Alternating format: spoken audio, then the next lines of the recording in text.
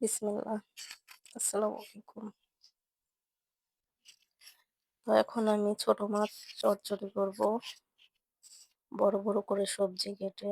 তো দেখেন মাছগুলো খুব সুন্দর করে ধুয়ে নিয়েছি কেটে। তো এখন তেলে ভেজে নিচ্ছি। একদম মচমচে করে ভেজে নিব। তো এই তো মাছগুলো ভাজা হয়ে গেছে।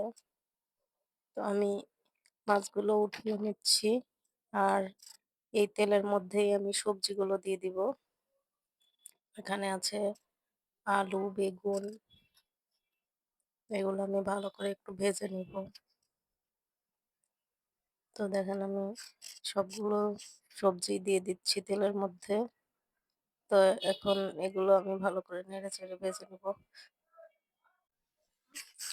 এখন আমি তরকারিগুলা ভাজা হলে তো এই তরকারিগুলো আমি সুন্দর করে উঠিয়ে রাখবো। তো আমি ভালো করে নেড়েচেড়ে ভেজে নিচ্ছি। তো দেখেন আমার সবজিটা কিন্তু ভালো মতো ভাজা হয়ে গেছে। তো এখন আমি এ এগুলো তুলে রাখবো রেখে কড়াইটা ধুয়ে আবার দিয়ে দিব। এই তো এখানে আমি আদা বাটা, রসুন বাটা, জিরা বাটা, ধনিয়ার গুঁড়া, আদা আদা বাটা, রসুন বাটা, জিরা বাটা সুন্দর করে দিয়ে কষিয়ে নেব। তো এই তো কষিয়ে নিচ্ছি। মসলাটা একটু ভালো করে কষিয়ে নেওয়ার পর আমি এর মধ্যে গুঁড়া মসলাগুলো দিয়ে দিব। তো আসলেও এই আদা আর রসুন বাটাটা একটু ভালো করে ভেজে না নিলে একটু গন্ধ লাগে, তাই ভালো করে ভেজে নিলাম। এখন হলুদের গুঁড়া, মরিচের গুঁড়া, ধনিয়ার গুঁড়া, জিরার গুঁড়া আর একটু লবণ দিয়ে আমি এটাকেও ভালোভাবে কষিয়ে নিব। তো দেখেন আমি এটাকে সবকিছু যখন দেওয়া হয়ে গেল, তখন আমি এটাকে ভালো করে নেড়ে চেড়ে কষিয়ে নিচ্ছি। মসলাটা কষানো হয়ে গেলে তেল ছেড়ে দেবে। তেল ছেড়ে দিলে বোঝা যাবে যে হ্যাঁ, আমার মসলাটা কষানো হয়ে গেছে। তো এভাবে আমি মসলাটা কষিয়ে আমি টমেটো কেটে রেখেছি। আর একটু কষানো হয়ে গেলে আমি টমেটোগুলো এর মধ্যে দিয়ে দিব। তো এই তো দেখেন আস্তে, আস্তে কিন্তু তেল ছেড়ে দিচ্ছে। এই তো দেখেন তেল ছেড়ে দিয়েছে। তো আমি এর মধ্যে এই যে টমেটো কেটে রেখেছিলাম, এই টমেটোগুলো দিয়ে দিলাম। তো টমেটোগুলো দেওয়ার পরে একটু পানি, পানি বের হবে। তাই আমি এটাকে আবার ভালো করে একটু কষিয়ে নিব। তো দেখেন একটু পানি ছেড়ে দিয়েছিল, সেগুলোও কিন্তু শুকিয়ে যাচ্ছে। তো নাড়তে, নাড়তে যখন এটা লাগা, লাগা হয়ে গেল, তখন আমি এর মধ্যে ভেজে রাখা ওই সবজিগুলো দিয়ে দিলাম। তো এই সবজিগুলো দিয়ে আমি আবার একটু ভালো করে কষাবো। নেড়ে-ছেড়ে সব মসলা যাতে সবজির সঙ্গে লেগে যায়।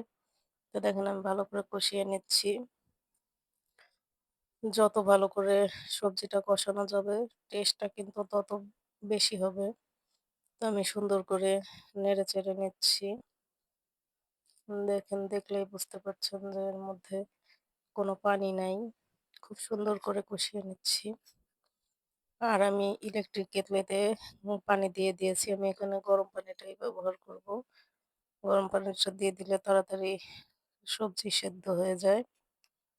তো আমি দেখেন কত সুন্দর করে কষিয়ে নিচ্ছি। ভালো করে নেড়ে-চেড়ে কষিয়ে নিচ্ছি। তো এভাবে কি আপনারা ছোট মাছ রান্না করে খান? শুধু আলু, পেঁয়াজ, টমেটো দিয়ে একঘেয়েমি না খেয়ে এভাবেও একটু খেয়ে দেখবেন, অনেক মজা লাগে। তো আমি কিন্তু দেখেন ভালো করে কষিয়ে নিচ্ছি।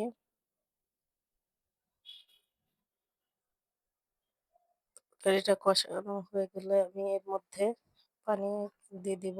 আমি গরম করতে দিয়েছি পানি, ওই পানিটাই এর মধ্যে দিয়ে দিব। তো দেখেন আমার তরকারিটা কিন্তু খুব ভালো মতো কষানো হয়ে গেছে।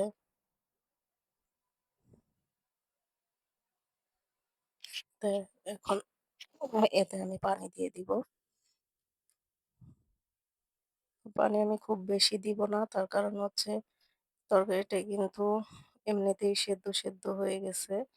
তো তো এখন অল্প পানি দিলেই এটা হয়ে যাবে। আমি এটা একদম শুকিয়ে ফেলবো না। এটা আমি মাখা, মাখা করে রান্না করব। তো দেখেন আমি পানিটা দিয়ে দিচ্ছি। তো পানিটা দেয়া হয়ে গেলে আমি এটাকে নেড়ে-চেড়ে দিব। একদমই সুন্দর করে নেড়ে দিচ্ছি। তো এখন আমি যে মাছগুলো ভেজে রেখেছিলাম, সেই মাছগুলোও এখন দিয়ে দিব। তো আপনারা এভাবে রান্না করেন কিনা বা অন্যভাবে করেন আমাকে অবশ্যই জানাবেন। আমি এখানে সব মিক্সড করে নিয়ে এখন ভেজে রেখেছি ওই মাছগুলো এখন এখানে দিয়ে দিব। তো আমি মাছগুলো দিয়ে দিলাম। মাছ দেওয়ার পরে একটু মাছগুলো নেড়ে দিচ্ছি। আসলে গরম যখন তেলের মধ্যে ছিল তখন একবারে উল্টিয়েছিলাম আবার একবারেই তুলে ফেলেছি। তো এখন আমি একটু ঢাকনা দিয়ে ঢেকে দিলাম। আবার আপনাদের সামনে চলে আসছি। ঢাকনাটা উঠায় নিয়ে একটু নেড়ে দিচ্ছি। দেখেন আমি এরকমই রাখবো। চুলার উপর রাখলে এই ঝোলটুকু শুকিয়ে যাবে। তো আমি এখন এটাই ভাত দিয়ে খাবো। তো আমি ভাত বেড়ে নিচ্ছি। তো ভাত বেড়ে নিলাম আর দেখেন আপনাদেরকে দেখিয়ে দিচ্ছি। তো দেখেন দেখতে কিন্তু খুব সুন্দর হয়েছে, খেতেও ভালো হয়েছে। তো